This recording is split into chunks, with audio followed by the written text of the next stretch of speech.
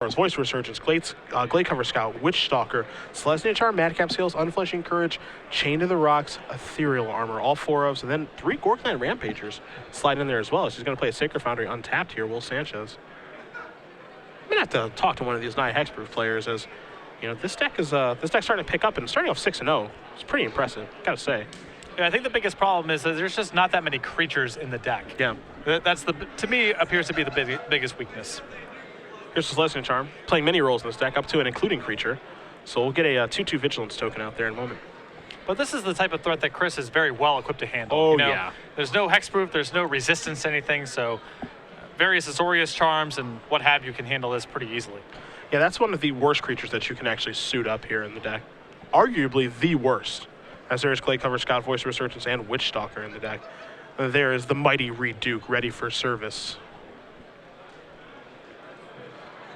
Well, there is a Stomping Ground. That's going to come into play on tap. So Sanchez is going to go down to 16. Not really a big deal that he's taking a bunch of damage against Esper Control, as Esper takes plenty of time to win. Might see an Azorius Charm here. Place Reed Duke on top of Sanchez's deck, and that's what we will see. So, bye-bye goes the token. See, Sanchez does have Witch Stalker available, so he will cast that. So 3/3 Hexproof creature in play. And now Chris Boozer knows exactly what he's up against. Correct. And Chris's deck is, you know, this is pretty much Supreme Verdict or bust for Chris. There are no copies of Devour Flesh, not a lot of ways to, you know, not that much in the way of early blockers, and so this is going to put Chris to the test. And it looks like Chris's Esper deck doesn't have a lot of creatures in it either. Not too much of a surprise there, but just 1/8, like no Blood Barons or anything like that handing out.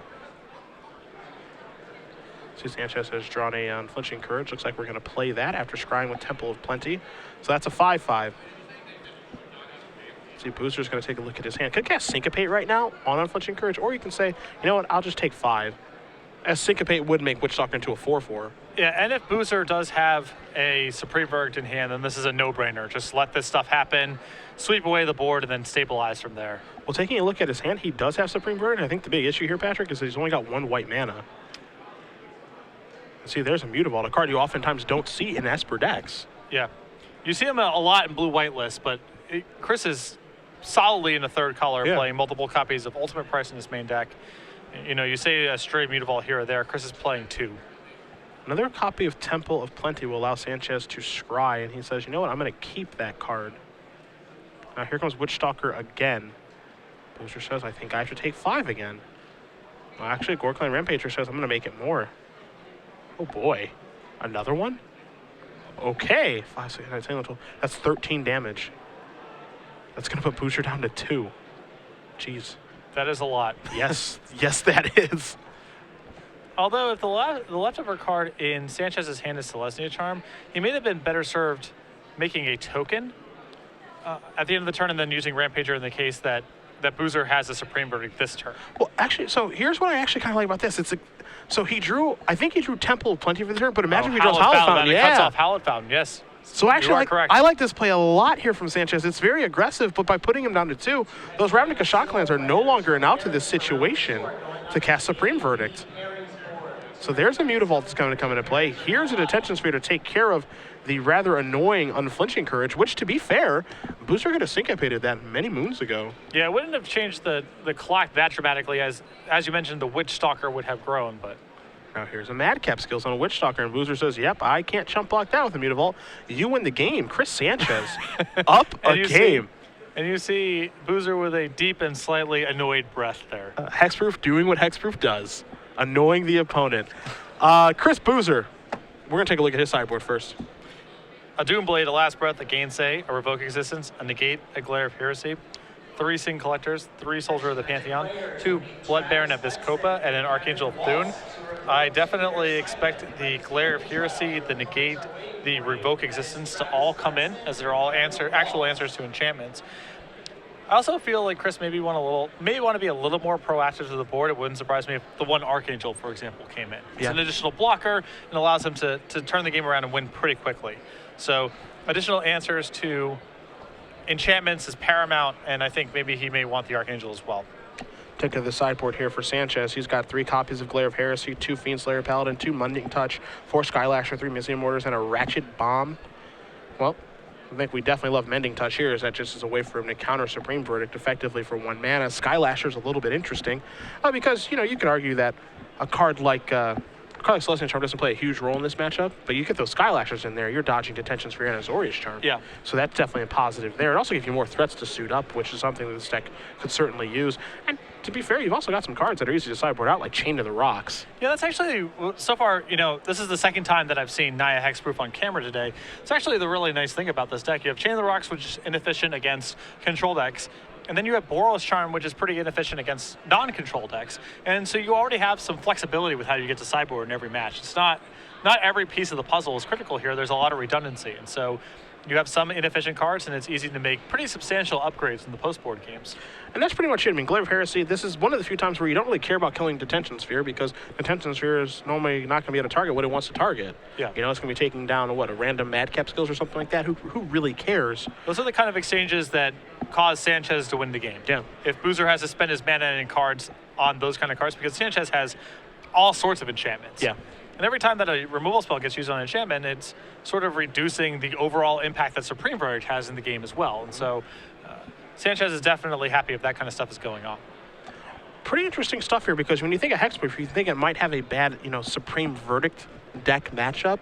But, you take a look at Boozer's deck list and Tan and Grace's before it, of course they have their 4 copies of Supreme Verdict, but they're so reliant on a card like Detention Sphere to clean things up, or Ultimate Price or Doomblade, and I don't think so. Not going to get the job done. Yeah, this is a matchup that calls for Devour Flesh, and as we've noted on the broadcast a couple times already, Devour Flesh is a card that people are starting to move away from in light of the surgence of green-red monsters and similar decks. Yeah. So I think that Naya Hexproof has a natural advantage in that matchup, because green-red monster is not really well equipped to handle Hexproof creatures plus enchantments.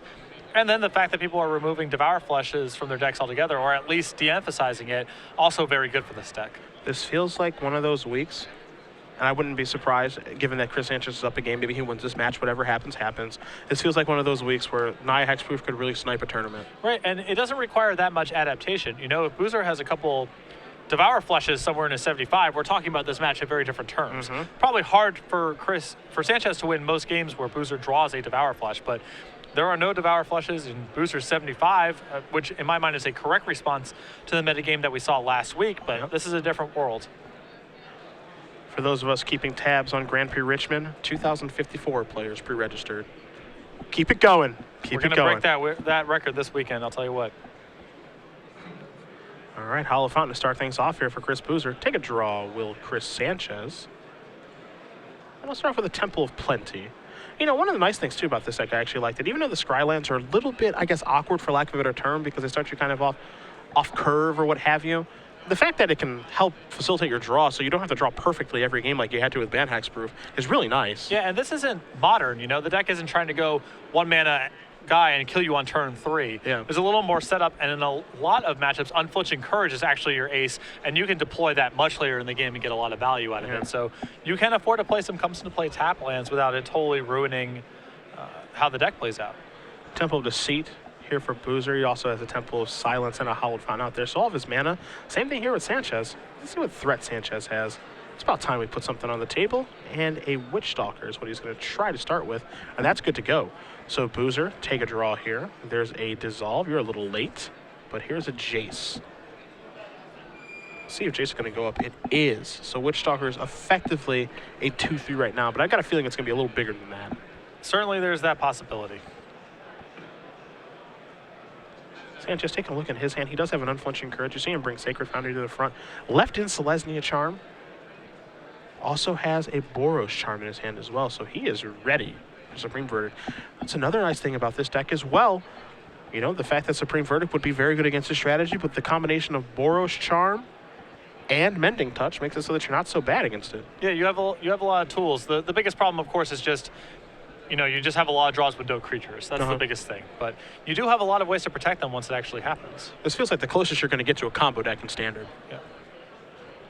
You see Witch Stalker's going to go after Jace, take a bite out of the Architect of Thought, put it down to 1 counter, as Boozer's going to get to untap with that. Got a couple of cards in his hand, Detention Sphere among them. Again, this is one of the few matchups where D-Sphere against a creature deck, you're not all that excited. You see, Boozer has brought in Soldier of the Pantheon. It is a good blocker against Voice of Resurgence, which is a problematic card for Esper control lists in general, but not so good against Sanchez's other threats. Yeah. And it's possible that Boozer just has so many bad cards in his deck, all this removal that really doesn't function, that Soldier's just better than the alternatives.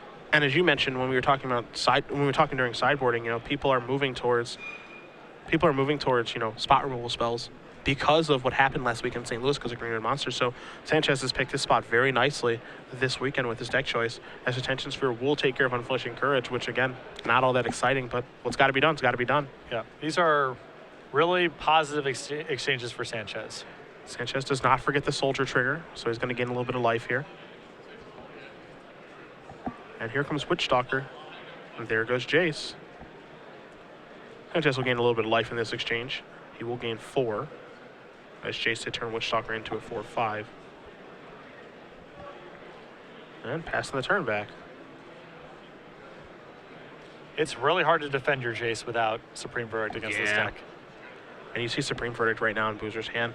I don't know if you can see that Mending Touch right now in Chris Sanchez's hand, but it's there. We have Mending Touch and Boros Charm, not at the ready this turn, but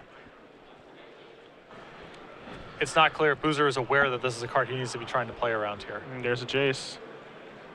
I can't even say limited all-star Mending Touch. No, not even. I can't, which makes me sad. Take a look here. Jace is going to minus. There's an ultimate price and 2 lands, so there's an ultimate price that can't kill anything and a couple lands that you don't really care about. Yeah. I imagine this probably gets split Temple against Hallowed Fountain and ultimate price, but he's splitting land spells. Well, lands are going to go, yeah. There's a Temple going to come into play. Put that right to the bottom here. Oh, tough guy Soldier coming into the red zone. Well, it's not blocking. So. That's for darn sure. Sanchez is going to go down a little bit more, down to 26. Sanchez draws another copy of Boros Charm. Supreme Verdict is virtually blank now. Where's Witchstalker want to go? I had to imagine we're finishing off Jace here. Looks like you've imagined correctly. Sanchez is going to go up to 31. It will be a 5-point hit this time. And it seems like Boozer has tried to set up the game to the point where he has Supreme Verdict plus Dissolve backup, but Sanchez has actually two protections against Supreme Verdict in his hand right now. So if Sanchez keeps his mana up, he can just keep going. Yeah, what he doesn't know is, you know, it's kind of nice for him to be able to get this Glade Cover Scout there. But as you mentioned, because he has 2 things, Boros Charm and Mending Touch, he can, you know, cast Boros Charm. Actually, I think he'd want to cast Mending Touch first, and then Boros Charm to save both the creatures. Yeah. Yeah. A lot of it depends if you feel like you're playing around a counterspell or not. Yeah. Here comes Soldier. Any trades to be had? Sanchez says, no, I'll go to 29, thank you. And I think this is the play that you mentioned. That's what we're going to see here. There's a Supreme Verdict. And he's going to lead with Boros Charm, which isn't too big of a surprise, obviously. Yeah. Because the alternative is he uses the 1 green spell to save 1 creature. Boozer actually has nothing as backup, and you just lose your Scout for no reason. And now there is the back-breaking Mending Touch. We'll save the Witchstalker. Everything else is going to die. Dissolve's going to resolve, of course. So Boozer will get the Scry. He keeps the card on top and passes the turn back here to Sanchez, who's going to untap. He's going to take a draw. Don't forget, he's got that Boros Charm in his hand. He's got another copy of Selesnya Charm now. And take a bite out of crime. Attack for 5.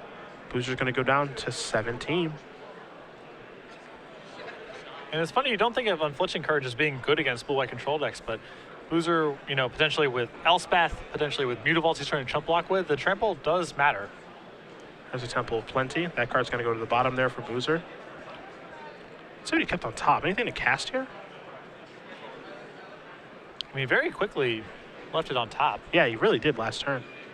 Quickly put this card to the bottom with Temple of Enlightenment. Well, Mutavault. That's less exciting than I think we were expecting. Not a great turn for Boozer. No. Chris going to just draw his card. And there's a Sacred Foundry going to come into play. Tapped. I feel like this is a situation where you can afford to play it untapped. Go down to 30. He has some life to play with. You know, even if you're playing around theoretical syncopates you don't even know are in Boozer's list or not, it's very low cost to play the Sacred Foundry untapped. Here's an attack for 5. Celestia Charm for a little more damage. I really like this play from Sanchez. He's making sure that he's using all of his mana each turn. He's leaving up mana so he can Boros Charm in response to a Supreme Verdict or something similar. And he's just picking a spot. He has 2 mana left over this turn. I'm just going to play this Celestia Charm. It doesn't look great, but I'm just casting it so I don't die with stuff in my hand. There's a copy of Supreme Verdict. Here's a copy of Boros Charm. So the Indestructible will save Witchstalker yet again. Now Sanchez will take a draw. There's a Stomping Ground. I also like, too, that Sanchez is not playing more than 1 threat at a time. Yeah. Stomping Ground going to come into play tapped. Looks like it's probably time to bash for 5 yet again. Still a 2-turn clock. Will he Selesnya Charm here, I guess, is a question. I like this previous use of Selesnya Charm. He's going to activate Mutavault. So this is going to be trample damage for 3. It's going to put Boozer down to 7. And then the Celestia Charm can actually be lethal next turn. Yeah. And if not, hey, let's say something happens. You're just going to make a 2 to the end of turn 2. A lot of flexibility with that Celestia Charm, so no reason to just fire it off. There's a Soldier of the Pantheon. So Sanchez quickly untaps. He takes a draw. What's he find here? It's a forest. So he's flooding out a little bit here. Attack for a bunch of damage yet again. Soldier going to get in front. Yeah, there's some trample damage yet again. Does not fire Celestia Charm. Yeah, certainly no point in doing it when it's not lethal with a Soldier of Pantheon in play. Correct. Sanchez going to go up to a healthy 49. Boozer's at 3. There's a forest, pass the turn back. Mr. Boozer, you want to find a Supreme Verdict, I think. There's a awkward detention sphere, and that's going to do it. Chris Sanchez wins this match 2-0 over Chris Boozer. Naya Hexproof 7-0. And that was a pretty impressive demonstration of the Naya Hexproof's power there, as Boozer was able to set up Supreme Verdict with Counterspell backup and then played another Supreme Verdict and still was not able to win that game. Yeah. Just really too many dead cards in this deck. It just has so much spot removal and detention